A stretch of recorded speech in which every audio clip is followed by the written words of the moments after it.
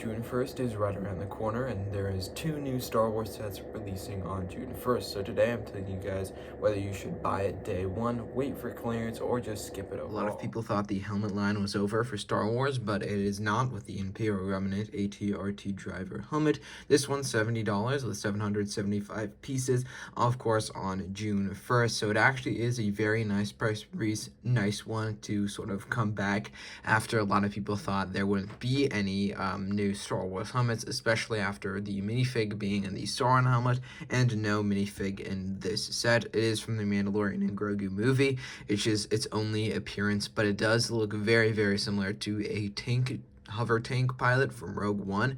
Honestly, there's not really any difference besides the plaque, the helmet. There isn't really a difference, I guess, from the torso and the legs. There would be the main difference, but I'm also hoping there would be an alternate build. There's some alt builds on Rebreakable to make this into a Shore Trooper helmet, which is in tan actually, so you'll need new pieces and you won't just be able to do an alt build of this.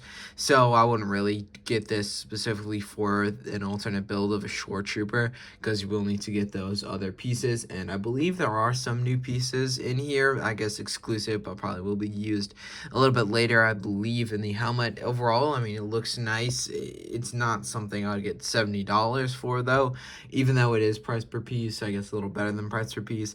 I just don't really feel the need to get it. If it had the minifigure, I would probably think otherwise with the same price. But if you can get it on clearance for maybe $50, it wouldn't be absolutely crazy. I just saw recently the Jango Fett's helmet on clearance, but after about a week, it went right back up to $70 if you can find a clearance. I believe it was around like $60 or $50. If you can find it for around $60 or $50, it wouldn't really be a horrible deal, especially if you really, really like the Mandalorian and Grogu movie. Next is the upscaled Darth Vader minifigure. This one is $100 on June 1st as well, and it is going to have 1,028 pieces.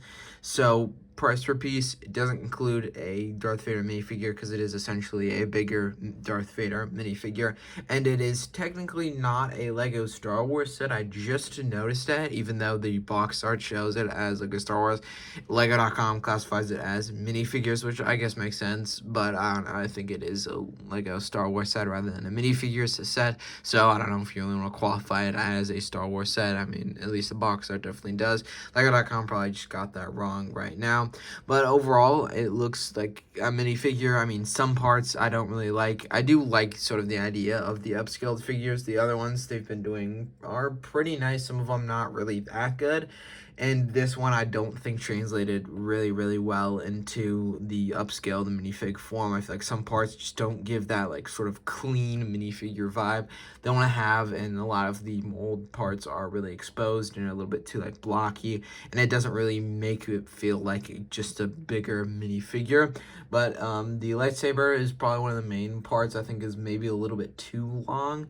I mean, I think they're sort of using the same, I guess, like outline or template rather for the actual like upscaled minifigures, like the I guess Spaceman. There's like a normal guy with like the iconic minifigure, I guess, with the hat, which was the first one, and I think they're all sort of using the same exact scale. Like the legs and the arms and everything are basically the same. It's not just a recolor, of course. Like the helmet is different, but it is basically the same template of it. So I don't think my main problems with the set will really be changed if they make like a Boba Fett upscale figure, which would probably be the next one, is leaked to be the next one. And if they do continue with a lot of other themes, usually it would start with Star Wars original trilogy. Maybe if they get to prequels, it would be a little bit better, but the main problem would be the eyes, at least for me. I don't know what piece that even is. I guess it's like a oval like tile piece. I don't really like it at all, but the rest of the helmet does look all right. I mean, it's not something I'll go out of my way to buy. It's not like horrible. The cloth cape, it does look very nice.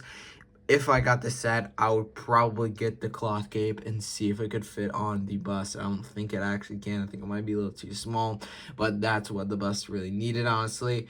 But it is, of course, about this set. I'm not sure how exactly it's going to sort of feel on the actual upscaled figure.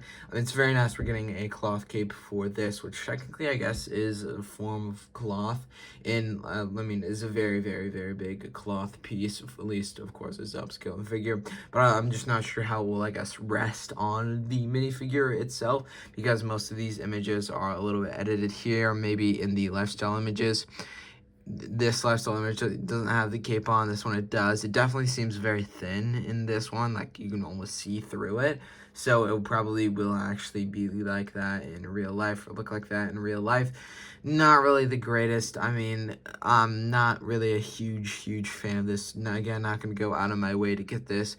Maybe if you like it and you find a good deal on it, maybe you could end up getting it, but I don't think it's something, even on a really good clearance deal, I would really go on my way to get. That's going to do it for this video. Hope you all enjoyed. Have an amazing rest of your day, and see you all in the next one.